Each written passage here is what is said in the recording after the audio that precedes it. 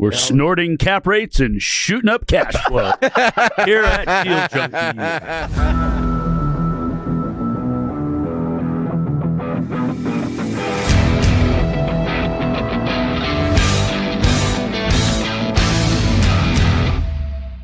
Welcome back to Deal Junkies. We are the Deal Junkies. Everyone's smiling. Man. Look at that energy flowing. We are excited. We have everybody in the studio today, including a special guest, Dane Fitch. Thanks for joining us this morning. Yeah, thanks for having me. Thanks for making the drive. So I'm gonna give Dane an intro. We have two Danes in the room. This is weird. Normally we're be very confusing. we're asking like, where is Dane? And now we have two Danes. When you guys say Dane, I'm gonna wonder which one you're talking about. I call him Junior. Dane Junior. Oh. Does that make you senior? Yeah. It does. You know, Okay. if I was, I think I'm 15 years older, so if I had a really, really bad high school, Hey, maybe. I mean, maybe. hey, this is hitting too close to home. I was just going to say, Gabe almost lived that. Be careful what you say. Yeah, in just this a room. couple years off. All right, Dane Fitch is with us. Dane is a legend. We love Dane. Dane is a teacher turned entrepreneur, real estate investor. He is a hard money lender with legacy lending. Yep. And really, I think one of the largest Airbnb operators in the state of Oregon. I don't know about that. I make that claim. Trevor The largest I know. Trevor claims you're the largest Airbnb operator in this room. You've done a lot. You know a lot. You know a lot more than we do. His head of hair makes him look like he is. Wait, are we talking about Dane or Gabe? All right, so thanks for joining us. We have a lot of different things we could cover today, but I think we want to dive first into just who you are, Dane. And I've heard you speak before. You come to the SRE and you've spoken there, and we really enjoyed listening. So if we can kind of just oh wait, Trevor has something. It's kind of funny how we met Dane. So we met Dane. He was speaking at Mike's meetup, and he was giving a presentation about We let him get on stage? Investor Lab. Just a little bit. I think I was like a part of the panel. Like just, Yeah, the panel. He paid to say something at Investor Lab. He does. Mike never lets anyone get up there and take the mic unless they hand him a check. Oh, No, but good businessman. Right shot there. to the soul. Dude. We're learning from you though. no, me and Junior were sitting there. Junior. And Junior Dane Let's call him Little Dane. and Little Dane. yeah.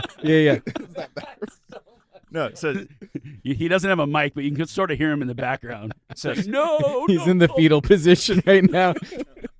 Senior Dane puts his phone number up there, like, if you guys need lending, here's what I do, here I can help you out at the end. And all Junior Dane does, at the end of the presentation, he just says, "Hey, Dane, it's Dane. I like your name." And that's how we start our relationship with Dane. Hey, Not even close to the weirdest Good job. way I've been introduced with clients. He just left it at that and said nothing else. there's a lesson in there about finding common ground when you make new friends. When you have the same name, I mean, what else do you need? My favorite thing to do is to do a text intro to someone. And so, someone gets a text, it includes a random number and then my number and then some weird pulled out of left field element that both people have, and then just introduce them to this as a really weird person you're going to join for this weird reason. And he does it as a video selfie, too. I'll do that. He sent me a video selfie at 5 a.m. one morning with a lender, and he said, "Hey, such and such, I want you to meet Trevor." And I woke up at like 5 a.m. to a video text from Mike Nuss. You are an early riser, man. I get emails from you. He probably stayed up all night, and that's why. No. I wake up early. Was it shroom o'clock? No. I do my best. I do my best work in the mornings when it comes to email and writing, and then my best work is in the afternoon on a spiritual level. All right, but this isn't about Mike. This is about Dane. It's always about Mike, No, though. this isn't about Mike. This is Okay, about Dane. okay. How Dane. does that happen? Sorry. I don't know. You just suck all of us. We're all focused on you. Okay, so suck all the attention. Yeah, don't get the wrong idea. Okay, so Dane, Senior Dane. Let's start. Go back to. I mean, a teacher is not somebody who is, in my mind, born entrepreneurial, like somebody who's set out on a path to do what you've accomplished? No, not at all. I was the first person to go to college out of my whole family. It's funny because my grandfather was kind of the first entrepreneur. He owned a company called Real Estate Marketing Concepts in Gresham, which was the first real estate brokerage. And in the 70s, him and my uncle, or who would eventually be my uncle, they were doing this deal because no transactions were happening because interest rates were so high that, like, if we can't sell your house, we'll buy it from you, which essentially was the beginning of, like, assuming mortgages. This is when all mortgages were assumable. And so he built up a real estate portfolio doing that Because he couldn't sell their because houses. he couldn't sell their houses. And I always hear from my grandma and my dad that, like, they hated it. They weren't really good landlords. I think it was like they had to, and they never really became good. They just held the property for long enough into the 90s that's how my grandfather kind of created his wealth. And everyone became realtors in my family. My mom became one. My cousins are all one. Both my aunt and uncles are one. My sister's a real estate agent. And I didn't even think about it. I just bucked it and went to California and went to college. And there's the funny decision-making process when you don't have a good, like, lots of mentorship and you don't know what you do. You like, my thought process of what I wanted to do was I liked sports. Don't let the dad bod fool you, right? I liked sports. I was more. He's an like athlete. him. I've witnessed this. Yeah. I've witnessed this. And so I was like, well, I want to be a coach. That would be fun. I did soccer, wrestling, and track. And I was like, well, who are coaches? Teachers. Teachers are coaches. And then the worst part about that too is like, okay, well then what teaching subject would you go? You would think that it would be like PE, right? Like because that's the easiest teaching. And yeah, everyone who's a teacher who's listening to this knows that too. No, I chose English because I liked reading books, not knowing how painful grading 100 of the worst essays every single, like, Your students are listening too. yeah. Oh yeah. I mean, I'll tell you right now, I did last essays that got turned in at the end of the year. I didn't grade them. Who was your favorite student? What did they do? How did they separate themselves? Oh gosh, I don't know if I had favorite students. I had a couple that were fun and stuff. Unfortunately, you remember the ones that, like, you don't like. It's really hard to, like, when you have kids to figure out names for your kids, because between me and my wife, who were both teachers, are like, nope, never naming my kid that. Can't name him that. Nope, it's the worst. Wait a second. You just said you didn't grade their papers at the end of the year. You just threw them away. If their grade was like 85 or anywhere between 4, 5, and 6 on their, like, percentage, and their paper wasn't atrociously good or atrociously bad, it wasn't going to change their grade anyway. And it's not like they were getting any feedback on the paper. It would just be like, I love how we're recording this literally after your episode on college and education. hey, when you've got 200 kids in your class and you're just surviving. Yeah. I mean, it's an insane, for how much I work now versus what I worked then. It's just, there's a special place in heaven for teachers, and especially middle school teachers, like, to do what they do. And I'm always a fan of them. I love teachers. I always feel a little guilty of, like, abandoning them. So that's what happened is I met my wife in college. We got married right out of college. And so we were lucky. We both got teaching jobs. Like, we were student teaching in this is in Anaheim, California, because I went to school down there, and we both got jobs right in 2007. And, like, I remember when 2008 hit, because money was flying. If you wanted anything, you could get anything you wanted, especially teaching in California. Like, you want to, a printer or computers or laptops, whatever. We actually, someone was like, hey, we're all going to Florida for a conference. It's like $8,000 per teacher. And then at the end of the semester, we do the teacher's day where we all have, like, classes and stuff. That was the day that everyone's like, oh man, there's something going on with, like, the budget and everything, and that this might not be good. And I remember one of the head teachers was like, yeah, the district's going to pay us, or pay the $4,000 cancellation fee per person, because they needed that much money just back from this whole thing. We're like, uh-oh. And so for the next 5 years in Anaheim, so from 2007 and 8 to, like, 2012, my wife and I got laid off every single year. And we would get hired back, like, the day before school started. Jeez. And so I actually got hired back one year, I think my third year, 3 days into school. And I was a traveling so we had in Anaheim, you had 9 high schools and 9 middle schools in one school district.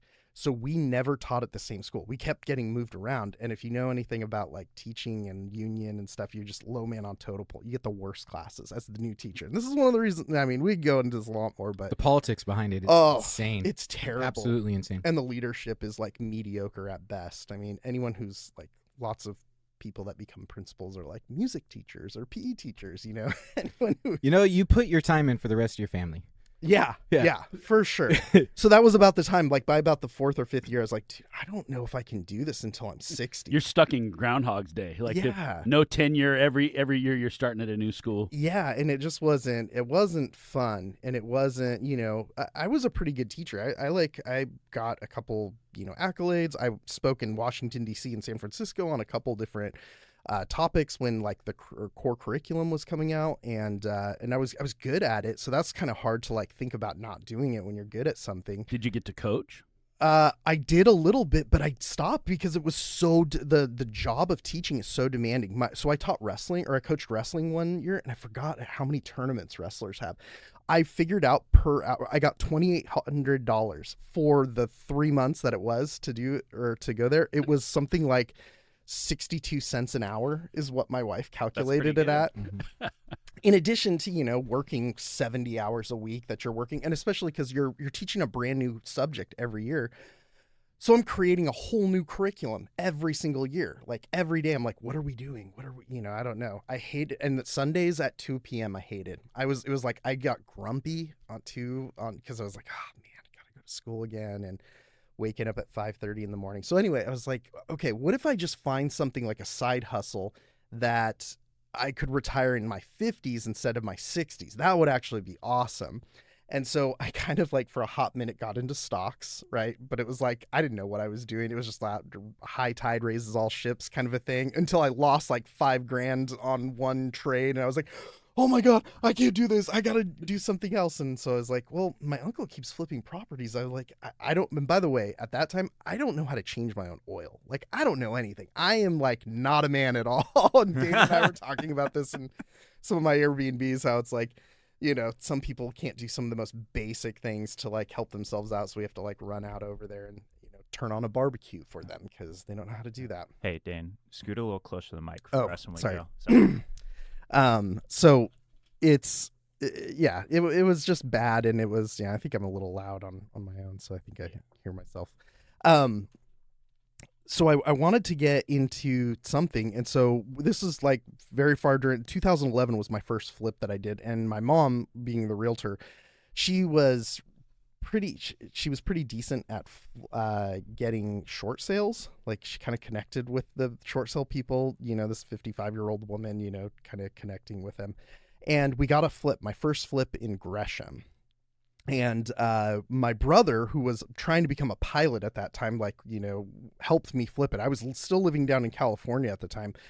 And we fixed it up, somehow figured out, got a contractor, went through like 3 contractors, but fumbled our way through it. Bought it for $63,000, a 2-bedroom, 1-bath, finished the basement.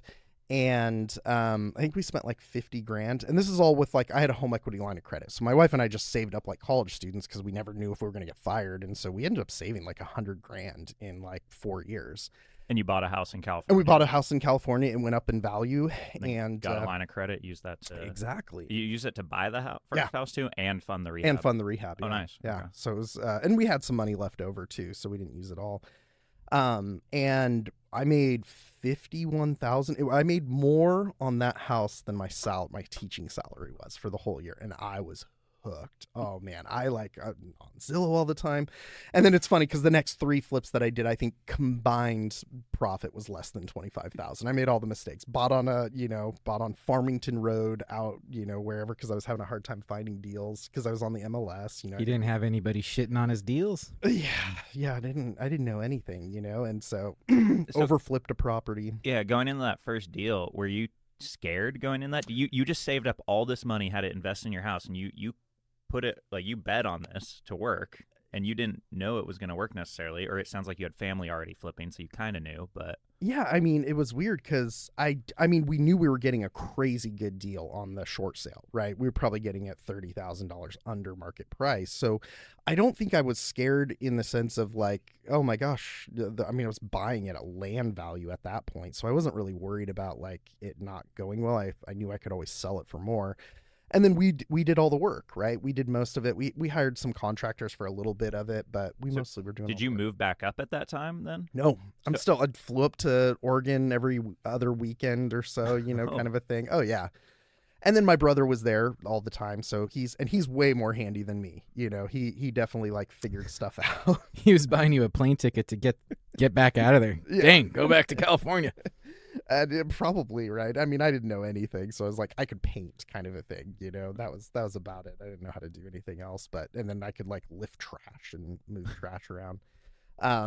So we flipped that property and I kept in the game, and I was just doing like 1 or 2 a year for like 3 or 4 years. And then in 2016, we had my wife and I had 2 kids at that point. We just had our second kid. And so we saved up enough that she was able to take a year off for each kid.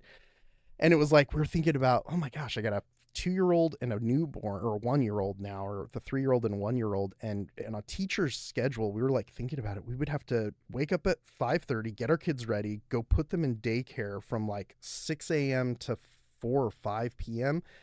And then, it's half my wife's salary to put them into daycare for that. And we're just like, oh my gosh, I don't know if this is like what we want to do. And we can't live in this we lived in Lake Forest. I can't live in Southern California on 1 teacher salary. We barely can on 2. And so she actually brought up, which I never thought she would, that we should move up to Oregon. We should, like, you can do your flipping. Can we make it work? And so we sold our house in California, took enough equity, went out, bought a fixer, and I had a house free and clear. I actually took the first job at Boring Middle School. Okay. Teaching English at 6th grade. That was my first. I was a high school English teacher, mostly juniors and seniors. So I taught that first year. And then I actually met my partner. My brother was really good friends with a guy, and he and I became partners. And we just thought we'd do like 1 or 2 flips. And that first year, we ended up doing 16 or 17 flips. It was crazy. He really introduced me to the idea of scaling and like, buying all your materials in one instead of going to Home Depot 4 or 5 times throughout the day, like buying them all at once. You get a discount on it for that. And we didn't know what we were doing. I mean, we were both just swinging a hammer too. So we went out there, swung hammers, we were making crazy amounts of money. So were you doing this while teaching still? Yes. So you're going teaching during the day and then doing this after work? Correct. Yeah, I'd go there like 2 or 3 hours, and Justin was there all day. And then we'd like hire some friends for like abusively pricing at like $15 an hour under the table, kind of a thing. I mean, we didn't have licenses, we didn't have anything, and we were just, and then friends and family just saw what we were doing because it's, fun. And they're like, hey, we've got some money. Do you want to just pay us like 7 or 8% interest? We're like, yeah, sure. Of course. So that's kind of how we were funding like 3 or 4 projects at a time. And I mean, yeah, we made crazy amounts of money, but then fast forward like a year or 2 later, and we kind of were looking at each other like, where's our money at? Like, I feel like it just keeps moving into next project. And then it's scary because you're running all these projects. And one of our friends is like, well, yeah, you guys, if you want to create wealth, you have to own. You have to buy and own properties. Otherwise, you're just paying taxes, because we were paying a ton in taxes. And by the way, after that first year, I quit. That's when I quit teaching. I was just like, this doesn't make sense. Like I just, to make as much money as I'm making and then a fraction of it teaching, it doesn't make sense. Yeah, but all your time was spent teaching while you're making all your money flipping. And then, so did you realize you had to pay taxes on all that money when you were starting out? Or were you spending the money and you're like, got to the end of the year and you're like, oh, I owe a big tax bill? Yeah, that was like a big wake up call, right? Because I was part of that W-2 where it's like, I always got money back. Yeah. I always got money back. And I knew I wasn't going to get money back, but I thought it would be like 7 or 10,000. I think the first bill was like $51,000. And I like Did you have 51,000 at that I time? did, yeah. Okay. I mean, we had it in the account, but I was kind of hoping not to use it for that. You set out though to replace your income. You didn't really set out in the beginning to create wealth. Correct. Yeah, because I didn't know what that was, right? This is all like I don't know what I'm doing. I'm just doing, I just buy for $1, fix up, sell for $2, like that's what I knew. I didn't realize there's strategy around it, or that you had to have a strategy around it. So one of our guys that we were friends with was talking to us about this house that he bought in Lincoln City that's right on Devil's Lake. And he's like, yeah, this thing does $125,000 a year in short-term vacation rental. I'm like, are you kidding me? That's such crazy cash flow. Because just my partner and I had kind of talked about maybe getting some multifamily housing. I had a rental property. I ended up selling that rental property, which was dumb. To like get more cash to like fund and flip our properties. I wish I wouldn't have done that. You never regret not selling a place. You always regret selling a place. So we that's kind of the start of our vacation rental business. Is we actually bought a property, got it on Hubzu. It took me a year to get it. There were people that were squatting in it. Mostly they just got scammed from like, hey, come check out, like, here's the pictures of it. Go move in. We know the lockbox code, kind of a thing. But they were there for a year. And so we worked with them and the bank, and we ended up getting this huge 6-bedroom, 7-bathroom. It used to be a bed and breakfast. Like the people would own it. So it's 6 bedrooms, 7 bathrooms. Every room is a master in there. And it's 3,500 square feet up on a hill that overlooks like the bay right there in Pacific City on 4 acres, like really, really pretty. We bought it for $275. Wow. Jesus. What year was this? This was back in 2018, I think, 2017 or 2018. Yeah. Not that long ago. No, but it was still when like the coast was like, it looked like Freddy Krueger went to town on it, on Zillow, all the red dots around it. No one could sell their stuff still. Friends don't let friends buy real estate at the coast. That's what they used to say. Right. But everyone that I know that bought real estate then Did good. really well. Yeah. Love the coast. Yeah. And so we bought that one, and we just loved working. Even though it was a 2-hour drive, like going there, sunsets, we're like, God, this is so beautiful, so pretty. Like, what if we just try this Airbnb or this short-term rental thing? Like, worst case, it doesn't work out. Great, we're already staged, and we can, list it on the market and So sell were it. you buying that first one as an Airbnb or No. to flip? We were buying it to flip. We just, when we finished it, we were like, hey, we're doing okay. We don't have to like have this cash. Like, why don't we try this thing that everyone keeps telling us, like, keep the property? And so I think our numbers on it were like, we bought it for $275. We put about $125 into it between furnishing it and fixing it up.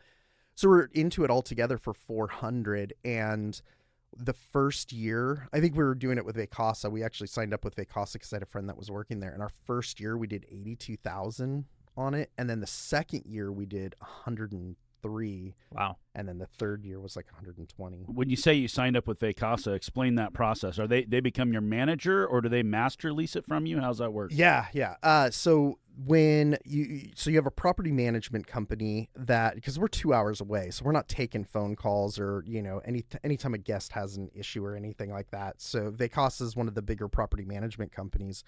And I think they were doing it for 25% at the time.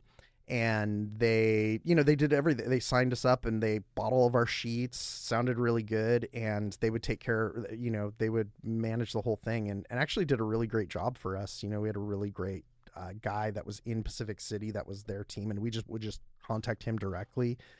And they, they would just take their 25% cut minus all the fees and just cut us a check every month or wired into our account. It was awesome. It was so awesome. You were totally hands off, or were you? Completely hands off. Yeah. So you weren't interfacing with Vacasa on a day-to-day or basis. Guests. They did all the guests. I mean, literally as much mailbox money as you could think of. And then they even did like repairs, if there were, they would let us like, hey, do you want to find your own contract for this, or do you want us to just do it? And we're like, you do it, you figure it out. And when you're making, Go ahead, sorry. When you're making that much money, it's like great to just be able to throw money at the problems. Probably more than we would normally spend, but it was easy. Well, you do that because of the convenience. Yeah. Were those numbers net of their fees that you said? No, those are gross. That's Okay, gross rental. okay. So minus 25%. But again, our mortgage payment on that, I mean, we were able to get a 3 some odd percent mortgage rate on it. We still have on that house. Yeah, you're I think- paying under $2,000 a month. Yeah, it You're was. paying like $20,000 on your mortgage, collecting 80, then 60 after. You're cash flowing $40,000 Oh, on yeah. one house. Even in like December, we were still cash flowing. You're making Yeah. a teacher's salary in cash flow Yeah. Oh, yeah. We on were one building. on one building. on one building. Yeah. And so then right. Yeah. the next one we bought with a friend in Pacific City again. We bought this one on the beach. This is going to be crazy for you guys. We bought this on the beach. We locked it up, I want to say, for $450,000 or $470,000. And we ended up getting like a $35,000 credit on it because it was, I mean, it needed a lot of work. But it was like 6 bedrooms and 3 bathrooms. It's only like 1,900 square feet, a lot of loft stuff, right there. And it's our buddy that was partnering with us on it. He was a fireman, so he did a ton of work. Super handy, which was great. It was a fantastic partnership. We ended up going 50-50 with him. He kept the 50. He put all the money down for it. We did the financing of it, and then we all together worked on it. Yeah, sorry to cut in. At this time, are you hiring out a lot of this work, or are you still doing a lot of the work yourself? between you and your partner? Okay. So this is where we're like mid, elbows deep in fixing and flipping.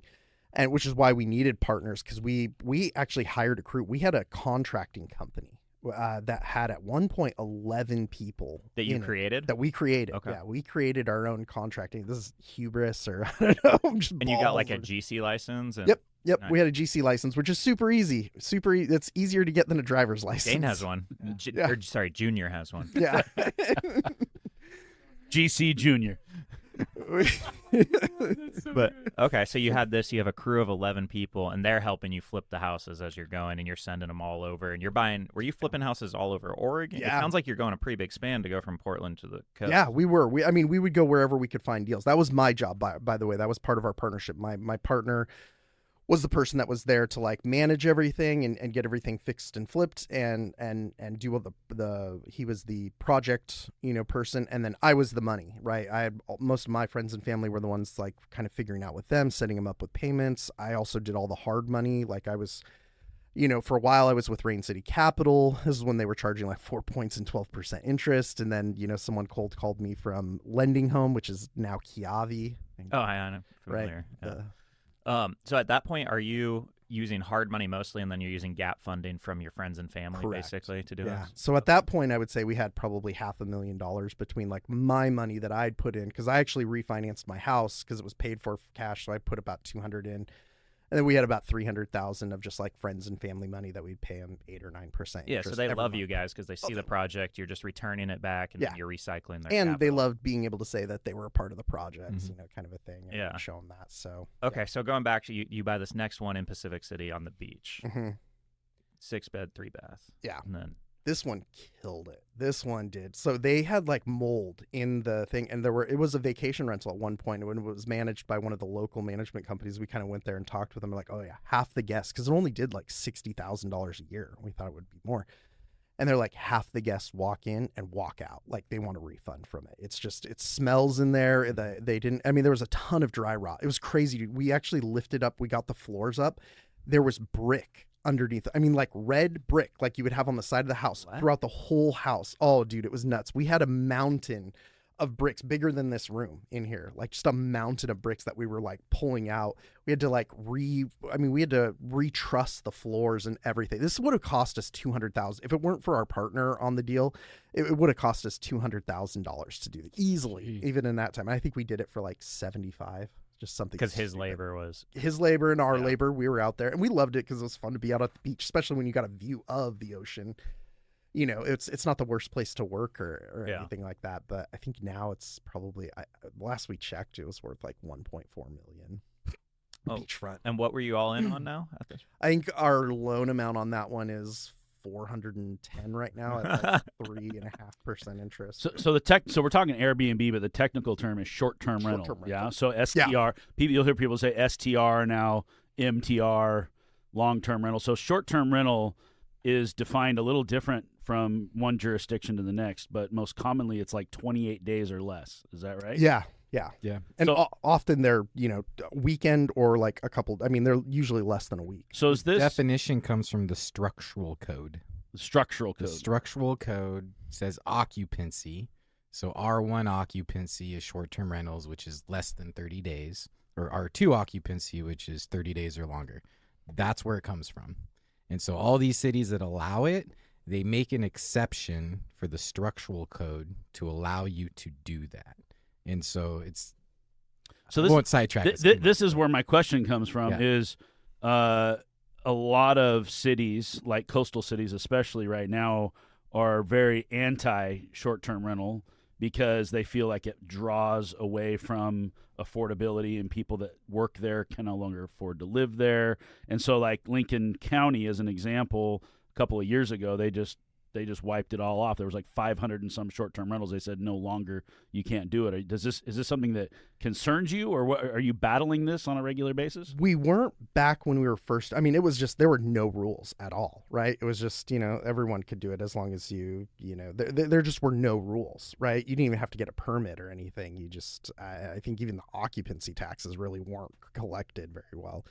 So we started to see jurisdictions changing for that. A lot of it is like just not in my backyard kind of stuff, but some of it was also like legit. Like there were some crazy parties that people were having and no one was lived there, so it's just like these poor neighbors, were a house that really should have 6 people and it had 16 in it, kind of a thing, just because you just like any other landlord tenant, right? You could have slumlords. There's slumlords that are Airbnb or short-term rental slumlords, kind of a thing. Are you paying hospitality tax? Now, yeah, for sure. Now you are, but Yeah. then you weren't. No, we were, because we were always working with Vacasa, which was always above board, right? They had to, so they were collecting it, and honestly, it's the people when they purchase it or when they book theirs, they're actually ones that pay it. It's like part of the occupancy taxes. So So it just passes through. yeah, it just passes through and they see it. So is short-term rental hospitality? I mean, one of the things, and this might be conspiracy theory, but some of it might be NIMBYism, but there also is probably a pushback from people lobbying for the hospitality industry because you're now a new competitor to these hotels, motels in that area. I'm sure there's a big money behind that pushback on ST. There's a huge hotel lobby, and so that's why you see like Astoria. There's no short-term rentals in Astoria. They have a lot more hotels. They had a lot better lobby. They got on that real quick. It's interesting to see like Cannon Beach kind of went back. They waffled. They went back and forth because there is like my like business premise in the small sense was this is going to change. This is a disruptor for us. People are going to always want Airbnbs, and hotels are going to go on the wayside. Like this, it doesn't matter up or down markets. People are going to change, kind of like Uber, Uber versus taxi. Yeah, it's just no one's ever going to go back to this. That was what I was thinking in 2018. And we just kept grabbing ones. The other part of that is this is when Oregon was really getting crazy. Like, California and Oregon were passing, it's like they kept passing tenant landlord laws that were just insane. Every time California passed one, Oregon's like, hold my beer. I can one up you. And so I didn't want anything to do with like month-to-month rentals, and so we got that's why we kind of stuck with short-term rentals. Plus they just cash flowed like crazy, right? I mean, I was buying a house for $400,000-$500,000 and it brings an income like a 10-unit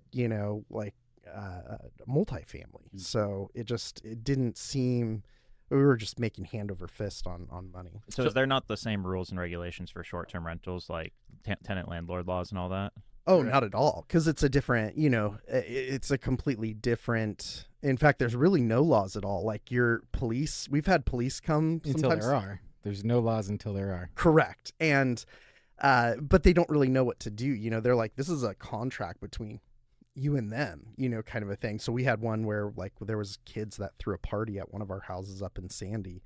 And they we saw it on the Ring camera. They were charging like a $5 cover. Yes. And just like, 50, 20-year-olds in our smoking weed, like not vape pens, weed in our house, like not outside on the deck where, it's really cool, but no, in our house. And so I went in there all teacher mode, like, like, Oh, you showed up. oh, dude, I showed up with Oh, no with my way. partner who doesn't know me as like the teacher that. Okay, funny side story, real. As the wrestling coach.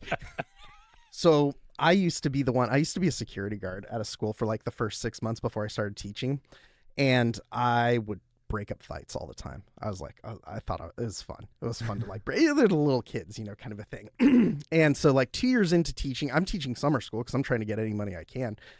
And Anaheim, you think of as like the nice, like hip, hey, Disneyland. No, it's not. There's part of it that's Disneyland, and the other part's very neglected. It's like, it was rough. So when I taught at school, there were like 4 different gangs.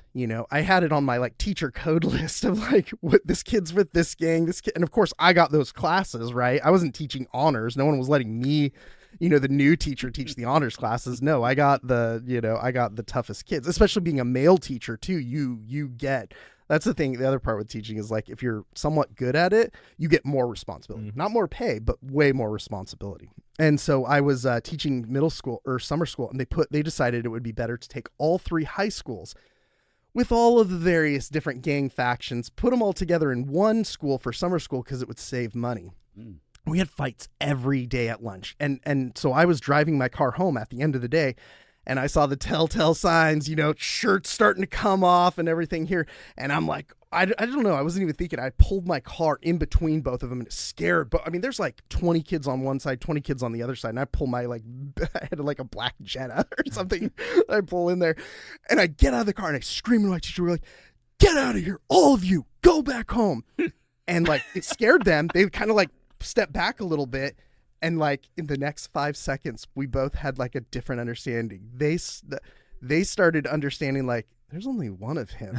We're not on a school campus right now. And I started realizing, oh, my students are gang members with kids that aren't my students, that are like 20 and 22 years old. And I like slowly got back in my car and just beat it out of there. Like, Never mind. Continue on. never doing this again. I think they made a movie about you, Dane, and Michelle Pfeiffer played your character. Yeah. Didn't Coolio sing a song about this, Gangster's Paradise? Were you? Is this movie about you? Yes. Isn't that? Yes. What movie is that? I can't even remember now. This is for Junior Dane to look up while we're all talking. These guys are looking at like, what are you don't guys know. talking about? Trevor and Dane are like, who's Coolio? I have some fun teacher So you do the stories here. same thing when you pull into Airbnb. So when I like pulled that all together and got them all out, scared most of them. One of them like kind of was like, trying to get back, start to say something to me, and I was so angry because it was my house, So we got them all out. We didn't even need to call the cops there for anything. Do you make like a claim? Like, who books that Airbnb? One of their parents for them, or like? No, they can. You 18 can't years age old. discriminate. Yeah. It's 18 and over. Yeah, you're not allowed to age discriminate. Airbnb especially is so guest centric. Like, you really have to be careful and put as Who much sets in there. that rule? Airbnb. So do So you it's just- charge them a fee also after that, like a big fee, or You You can't. can't. Mm-mm. does Airbnb has like $1 million insurance policy? They have or a something, right? dispute resolution center that's absolutely worthless. It's garbage. It's absolutely garbage. You have to, it's just like any other kind of thing. Like, when you think about all your contracts and who's got the money, who's going to hold the money kind of a thing, and the cost to litigate is just not worth it. It's the same thing with like Airbnb dispute. You really have to like put systems in place to collect stuff and mitigate it on your own, because Airbnb is not going to really do anything. There's some things that are like overt, like evidence. You have to provide evidence. Well, it's hard to provide evidence for smoke, right? You can't see it. Yep. And smell it, and to what extent, it kind of gets there. So no, we weren't able to get any money. Luckily, weed actually like aerates pretty well. And that's when I got introduced, 5 years into ozone machines. Yeah. Ozone machines are amazing. I wish I would have known about those way earlier. Yeah, if you own a lot of real estate and don't have an ozone machine, you're missing out. Yeah. And don't get the little ones. You get the Yes. big industrial grade ones. Don't mess around with the little ones. Don't you have one of those in the back of your car, Mike? Yeah, I do. Yeah, it's for my huge dog. Fantastic. Should probably use it in my house. Fantastic. It So- is. So Airbnb.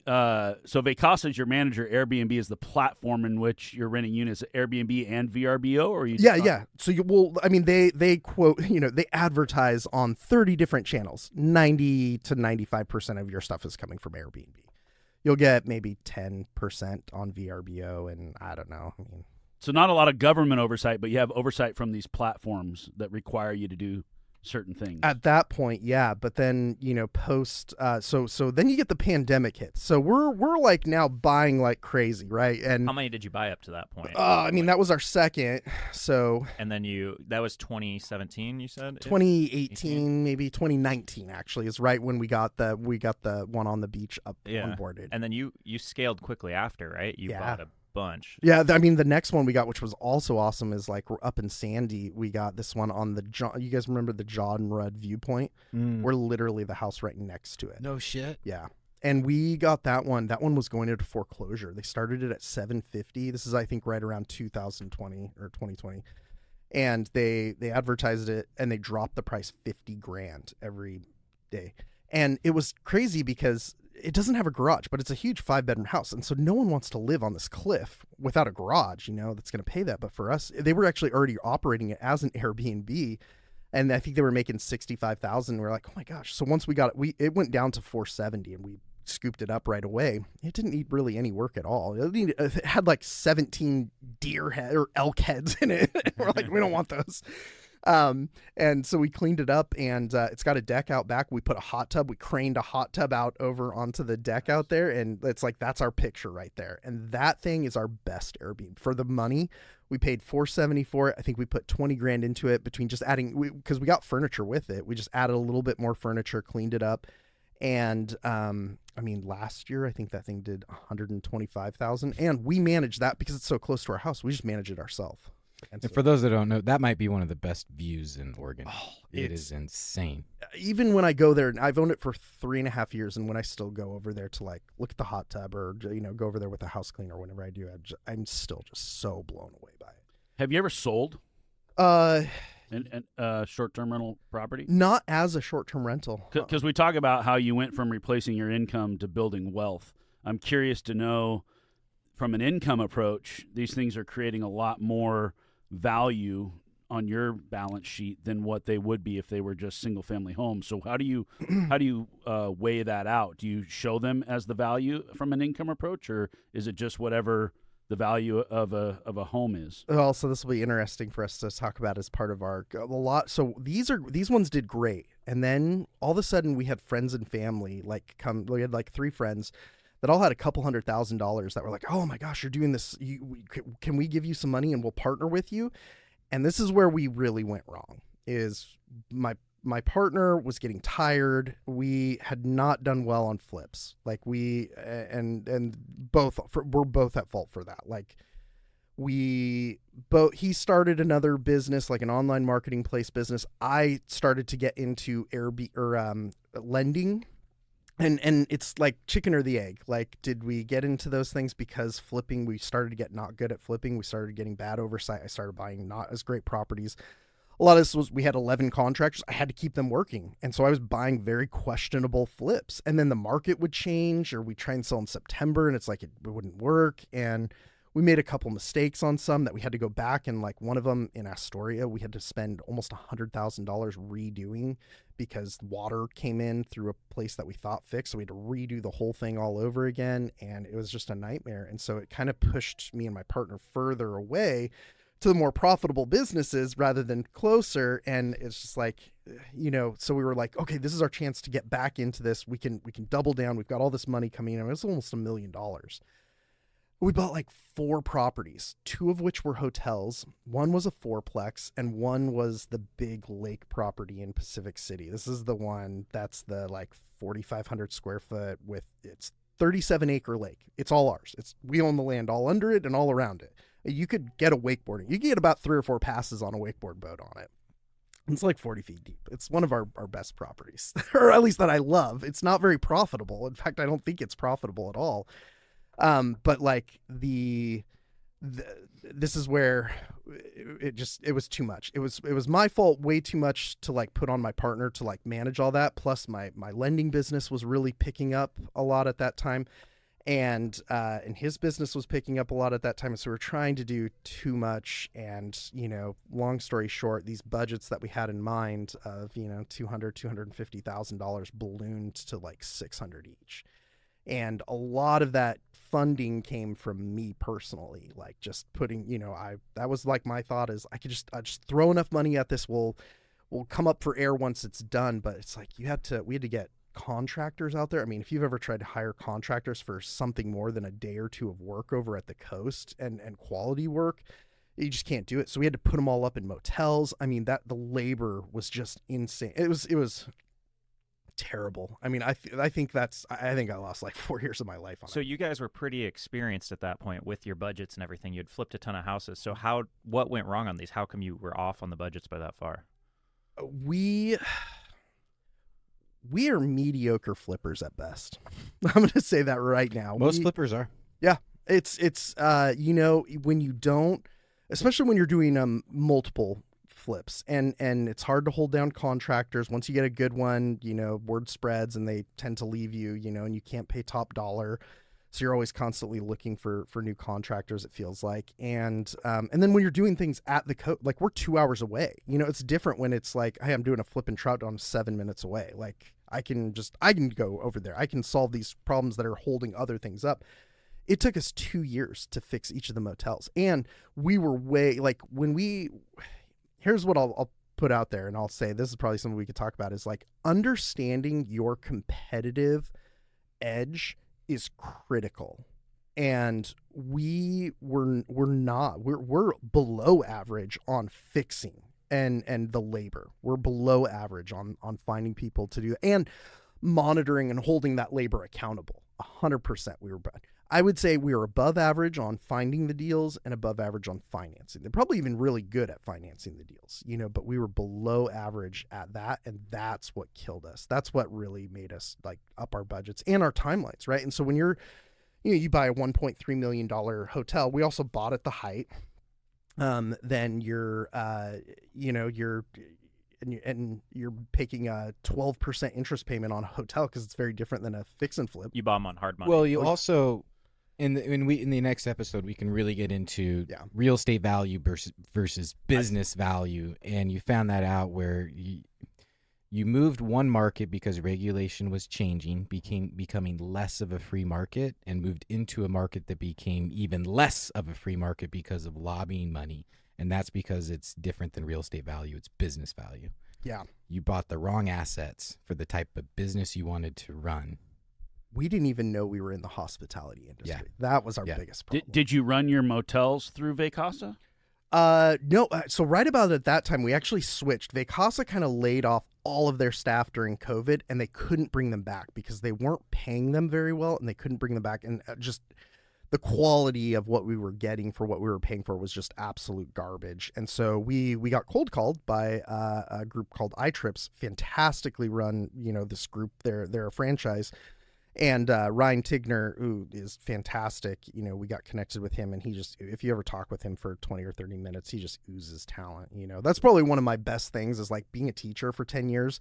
I see people don't change much from high school to, there's a little bit of differences, but personalities change. And so you can kind of really quickly like get who's going to excel and who's, not. And that's one skill set that I kind of like utilize a lot in this industry is like being able to kind of see who's going to do stuff and who's not going to do stuff. And Ryan, just he's fantastic. He's amazing. So he made us a deal. We didn't actually end up saving any money, but they do a way better job at managing the property. You said they're called iTrips? iTrips, yeah. Okay. Yeah.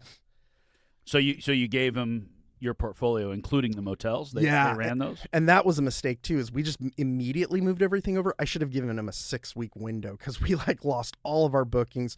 Took a long time to rebook. We probably ended up losing about $100,000 between the 6. That was dumb. We made a similar mistake. The momentum that you get, and it's reviews oriented. It's all dominated by Airbnb. So the amount of reviews you have depends on the algorithm that puts you up there. And when we transferred, we had over 1,000 reviews in the 4 units in our one building, and those are gone. They just gone. Your account, did Vacasa make your Airbnb account? Is that why? So that's another thing, too, that you have to think about, and maybe we'll get into this on the next one, is like understanding the how the algorithm works with Airbnb and how what your search engine optimization is just within the platform. Like being a super host is really huge as well. Having reviews, oh my gosh, man. If you get, I think it's like if you get 2 3-star reviews in a year, you're delisted. You are delisted. This would happen to some of our motel units that we got when we had like a lower level motel. We had a really like C-class motel. Delisted for the whole property or just that unit? Just that, because you had separate listings for it, so it just that unit. Is this a separate motel than the 2 you're talking Correct, about? yeah. You had another one separate. too? Yeah, we had a different one, a 6-bedroom one that we ended up turning into a 7-bedroom one. But it was, man, the floors were all wonky. It was on Post and Pier. Actually, it was like in a floodway. And where was this located at? This is in Rockaway Beach. Okay. Where our other 2 units were too. Yeah, but like when we got the other 2 units and we were realizing, we're doing we're like gutting it and doing a 600,000. I got rid of the other ones because I knew as soon as 22 units were coming into the market, that was gonna not do great. And we didn't make a ton of money off of that one, but we made a little bit off of selling that one. But it cash flowed. It did really well. I think it did 120,000 a year, and we bought it for like 450. I think we put 100 into it. We just, again, that was where we were like, Wait, we kinda do the am I minimum. hearing you saying you sold that because you're creating your own competition through Yeah. the units you were buying? Yeah. You dumb fuck. I'm sorry. I just have to. I am not good at this. But this is a great example of how easily it can go wrong. And that's just from you and your own self. Forget all the other competition that's moving into the marketplace. And it was cash, right? Like we needed some cash too. Like I was hemorrhaging cash. And this is where like some of those good properties, this is borrowing from Peter to pay Paul. A lot of the good properties were funding a lot of the bad properties. Yep. And trying to figure out the mess kind of from there. So and then we couldn't rely on flips anymore, right? We just weren't good enough at flips. We were making 20 or 30,000 off of flips, not the $100,000, that you kind of try or would hope to. Because we also weren't doing big, heavy flips too. We couldn't, and so it became that became the challenge of figuring it all out and kind of how you go from like really, really good to kind of being a little bit more challenging. And then we still had our investors that we were paying monthly payments to. Like it can get a little scary there. So you went from flipping to short term. Are you still doing any flipping or adding short term? Yeah. We still and my partner and I have we kind of separated. We kind of had a come to Jesus moment about 6 months ago where we were like, hey, we finally got our accounting done so we could actually see where the problems were.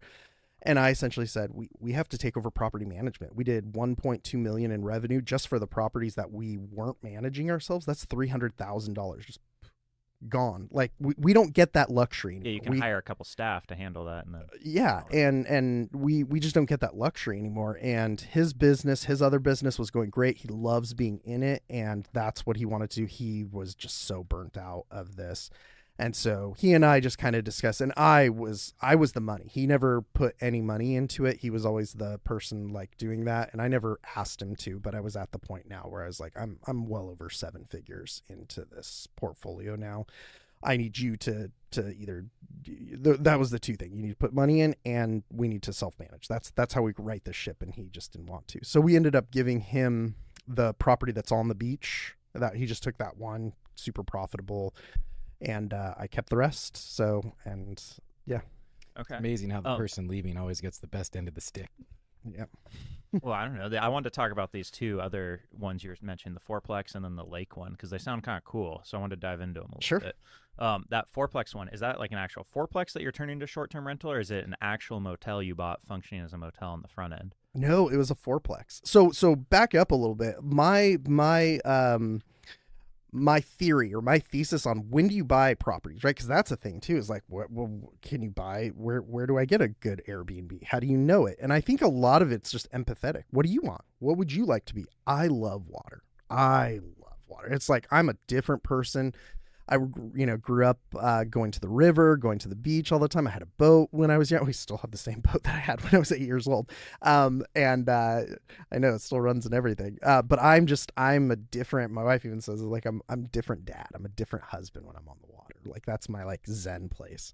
And so that was our thesis, is anything on water, river, creek, lake, ocean, I will buy anything on water, kind of a thing. And so the beach obviously is one that was always attractive. Plus it also had an identifiable how much money you could make from it. So we saw the fourplex. This is kind of crazy. I mean, it was a bad fourplex, but we got it for like $225. Yeah, was it a house conversion, or was it like built to be a fourplex? Great question. We call those Frankenstein like duplexes. That's or what I call them. So one of them it was two. It's two buildings. One of them was a house that was like 600 square feet on the front end, and then it just had a studio behind it that had like bathroom and everything. And then the other one was way more traditional, like a very normal looking duplex, and everything. And so it was an expensive rehab. It was about $150,000 rehab, but it still did great, And because we bought it from the son that was like going into foreclosure on it. And he's like, hey, my mom owns this 10-plex that's right next door to it. Dude, this is so funny. This building the sewer connection was disconnected from it. I don't know why, but the sewer, and so they still had like a couple people living there. So they had porta potties that people would go into, and like they couldn't use the wall. This is the coast. This is a different animal. So we ended up buying a 10 unit for $390,000. Yeah. And this is where it's just so frustrating because we mismanaged it so badly. And we probably, like, if we had just at the beginning accepted, we are going to demo the whole thing and, or demo get rid of the drywall. We're going to do all new plumbing, all new electrical, all whatever. We could have probably gotten it done for $300,000. We probably could have gotten it done in 6 months, 9 months or something like that. But this is where, like, we always try and do the least amount, right? We just need to make it look good enough. And so it's like we were trying to get electricians and plumbers to just like work around the drywall and, and it's just like, that's what cost us. You're looking at the renovation as an expense, not as an investment. Exactly. And we were worried about the cash. We didn't have the cash, to really do it. And then instead of taking 6 months, it took 2.5 years on that one. And then it was really a 600. So take whatever the holding costs were at 12%. This plus 10 unit is different than the one that's the acreage next door. This is right next door, though. Yeah. So now we're into it 1.1 million. How big are those units, though? Oh, they're good size. They're 1 bedrooms and 2 bedrooms. Yeah, that's a good deal. And you're still into only 110 a unit. Yeah, yeah. That sounds Your great to me is, as yeah. a multifamily investor, and you're buying 2 and 1 beds for Yeah. because you could long-term rental that thing, and that thing's worth. Well, we close to can't because we made the decision to not put in stoves. That was going to be an extra like $100,000 in electrical and permitting and take longer, and so we just decided we weren't going to let it be multifamily, and we didn't have any interest in being especially at the coast. We don't have any interest in renting month to month at the coast. Do you still own this one? Yeah. This simplex? Yeah, you get the tenants that'll use porta potties at the coast. Yeah. I've got a question. How do you get perm financing once you're done with your hard money and you've renovated? Is it easy to go to a lender and borrow money on this type of model? You ask the greatest questions. Yeah, it's so hard. That's one of the attractive parts about the buying single family unit, the 4-plex or less. In the single family houses, you can buy them on all the residential code. Like the nice part about my lending income is really good is I could just take it out as second homes. Like I could do a lot of these as second homes or as rentals, and they would qualify for like DSCR just as rentals. But how many second home loans can you have? You're talking conventional. So I go through a couple credit unions that don't have the same requirements as like the Fannie and Freddie kind of stuff. So I think I've got $3 million in loans in just maybe 5 properties or so. But then I maxed out my DTI. What cap rate do you think that a boutique motel trades at on the coast? Good shape, good market. I literally have no idea. I've asked myself this question. Really? Because one of our value motels. your bill. No idea, guys. This is it. You're getting the full. I know, right? This is the decision. I told you how bad of a decision maker I was when I became a teacher, right? I action before thinking. Yeah. So what's more valuable? Knowledge, experience, action, cojones. Like there's a lot that goes into success. You don't have to have the whole package. No. You got to have Dane some is of the it whole though. But action got him here. Action will do a lot. And he learned all the things he needed to learn along the way. It just hurt. Yeah. So I got more questions, but a selfish question. So Sure. we're buying a lot on the coast right now, and we're building on the coast, Seaside, Astoria, Such a and all that. selfish Is it ass. beachfront? It's not beachfront. It's no. on the Nicanacum River. And and you will be able to see the ocean from the top floor. And we're doing maybe top. Yeah, 2 floors. long-term rentals on all this stuff. You don't like that idea. When you hear that, you're like, He doesn't like landlord-tenant law. So is it? I just don't like because that, of the but coast? I also don't like the demographics at the coast. The people that live, gosh, I'm gonna watch how I say this. The coastal community. And I'm finding out it's the same in McKenzie. You can just Bridge. leave it at porta potties. Hey, You can leave they, it at they don't porta know what potties. demographics are, Dane.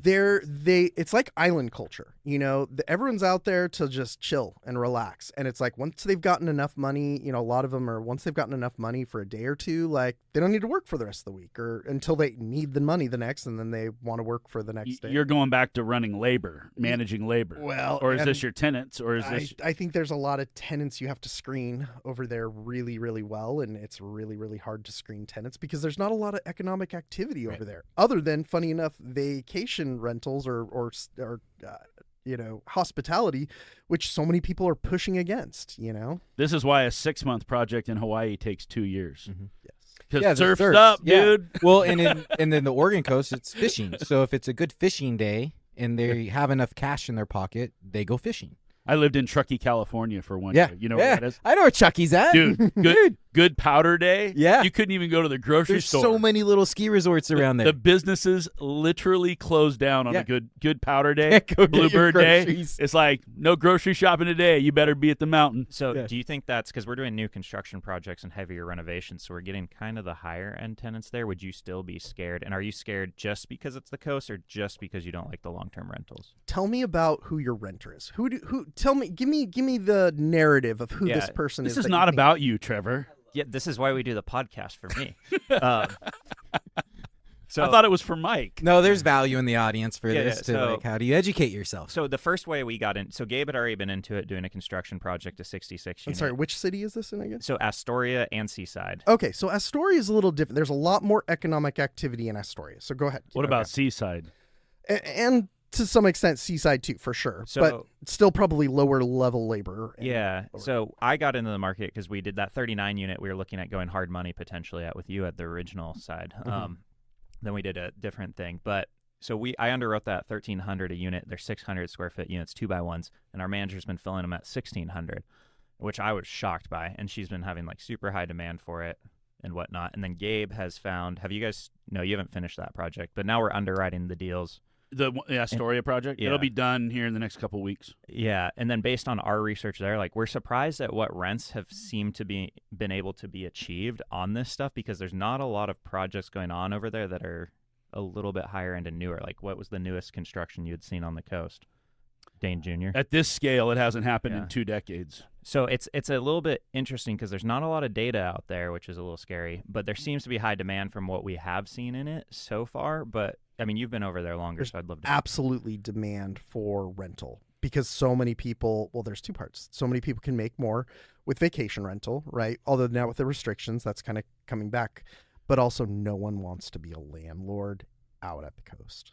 Go, on your first point there, you're saying short-term rental is so popular that it's taking housing supply out for people to be able to buy them. I think for people wanting to rent it, it's like, do you want to make twice as much or 1.5x and I have see, it I cleaned see. every single You're day? saying and it's taken care it's of? taking long-term rental inventory off the market, Correct. Because people are short-term renting. Correct. And Yeah. that's the argument, So- and that's why regulation comes in. So our 66 unit that's almost done in Astoria, it's right on the water. It's beautiful. The city actually gave us permits for 36 of the 66 to be short-term rental.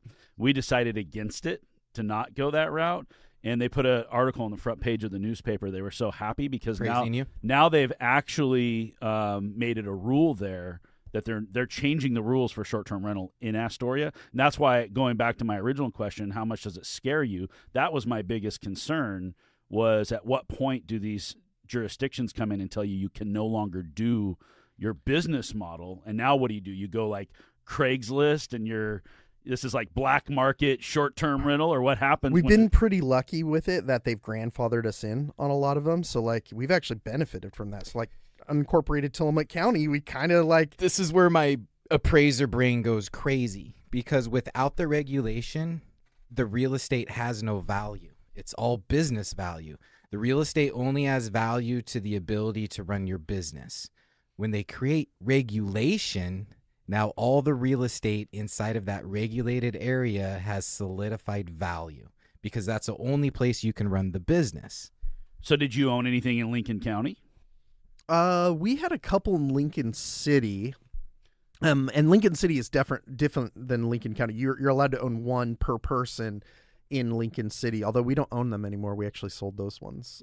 They allowed you to continue to operate because Yeah. you just said one's yours, one's your partner's. Yeah, and it was Lincoln City, not Lincoln County, which Good. there was a whole like lawsuit with Luba and everything that went into effect. I mean, the same thing's going on with Tillamook County, but I think they were actually more successful in Lincoln County than they are in Tillamook County. Which again, it's like selfishly, I'm okay with because it's just that's something that happened in 2022. I had my best Airbnb year in 2022 because just everyone had money and you could go anywhere you wanted because kids were all online. As long as you had an internet connection, everyone went. It was our best month. And then 2023 was our absolute worst. We probably 40% drop in revenue. It was just because everything was oversold. Everyone, wanted to, got a second home, just regular market conditions that are trying to figure things out, just really volatile. That's exactly what markets do. They swing one way, they swing the other, and then they try and find equilibrium. And that's what's happening now. We're And starting to see that. you saw, and we saw when it was swinging for the really, really good 2014, 15, 16, 17, you're just amazed. And then if you go all in, well, guess what? You got all in before it swung the other direction. Yeah. And then now it's, okay, well, it needs to work itself out to figure out where the sweet spot is. I got to say something before this episode is over. Some people call me the real estate preacher. I tell everybody to buy real estate. And my friends come to me and they say, okay, we're going to buy real estate. We're going to go buy a second house in our favorite town we like to go vacation in. And we're going to rent this out Airbnb. And then when it's not being rented through Airbnb, we're going to use it. Dumbasses. Yeah. Whoa. I love my lake property, the one that you were referencing. It's my favorite. It's just I'm on a different level. So you use it? No, I don't use it on the times when we're supposed to. In fact, last year was the first year that we did, and all I could think about was this worth the $10,000 that I missed out on this? Buying a house, so Airbnb, so you can, that is the most half-assed commitment to being a real estate investor ever. It's like I want a toy, but I don't really want to have to pay for it. Exactly. That's exactly what it is. It's not it's fucking So it's not just- delayed it's instant gratification. We talked about doing this. Trevor and Dane and I, we twice we went to go buy a house on Shasta Lake. We were going to rent it out, and then when it wasn't rented, we were going to go use it. Both deals fell apart. There is a God. Thank God. He told us not to do it. Yeah. But the thought was, and we'd sit down and talk about this, like, okay, when do we want to use it? Well, we want to use it the week of 4th of July. Well, we can't use it the week of 4th of No. July. We're going to bring in $10,000 that week. It's like, that's not what it is. Like, you would never want to use it because now instead of paying that, I'd rather just go stay in a hotel for $200 a night and make the money on the house Yeah. that's sitting on the lake, right? Yeah, it's like having an Airbnb in Scottsdale. Oh, you want to be there when it's 100 degrees in August? Because that's when you're That's going where to use it. That's when it's not rented. Yeah. So this lake property, you said it's your favorite, but it also didn't make you money. Right. How do those things? It's my heart's favorite. It's not my pocketbook's favorite. Okay. He's And not that's like the you. problem, He's too. not like you, Trevor. He's not a greedy bastard. No, but English you know what? teacher If I and he loves was, it. maybe I'd have as good of a portfolio that you have at 28, and I'm 40, and I don't think I've got as good of a portfolio that you have. this. Yeah, I'm 28. Are you? He had a birthday. That's- You, yeah. you didn't buy him anything? Dane, You You, remember you birthday? actually did not tell me happy birthday, but Trevor doesn't care about his birthday, let's be honest. can you tell us more? I want to hear more about that property though too, because it sounds pretty awesome.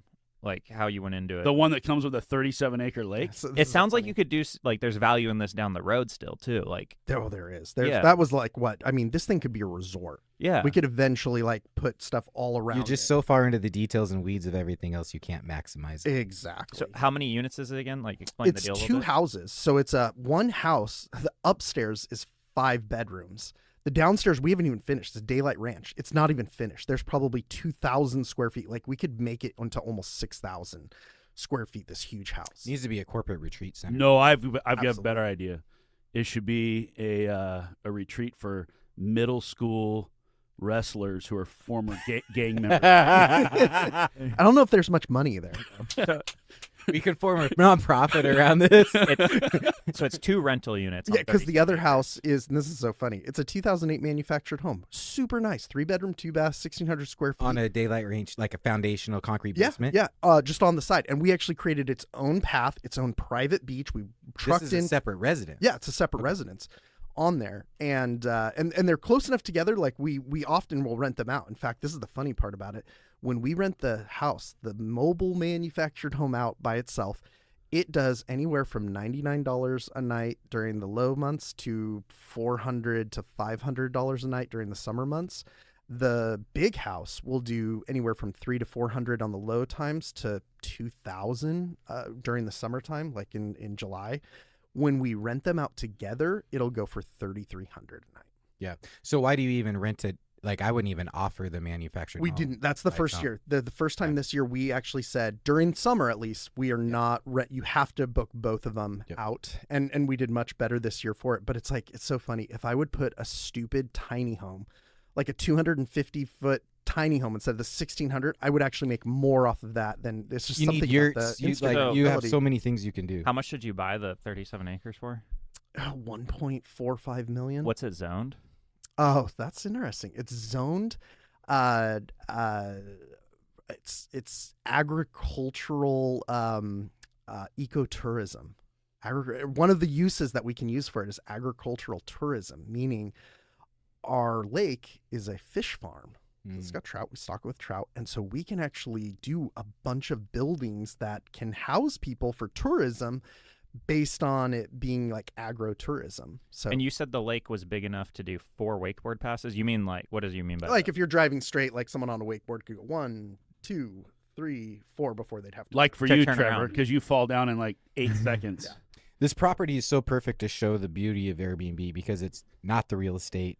It's how you do the business, but the real estate influences how you do the We're business. so bad at You- marketing. You have to have the marriage of both Yeah. of them. You can't just buy the right asset. You have to have the right asset with the right business model. And I'm just realizing this in the last 3 months. Like, I thought I had real estate that had a little bit of hospitality, and No. it's the complete opposite. Yeah, the real estate is the clothing for your hospitality business. Which I didn't want to be in the hospitality business, but this is Yeah, what you I'm are. in. So Congrats. I'm doubling down on it. Yeah. That's And- why you're a lender now. So we got to cut to the next episode Sure. in a second. But so why don't you could you go and put tiny homes all the way around Yeah, that thing? could. And you can, so I just met a guy. Oh, well, yurts. So much Yeah, easier. can't you just go finance those things 100% almost nearly? And Sure. then why don't you do that? Like, Because it's I a lot have of work. So much going other on. Stuff going on. Oh, Okay. dude.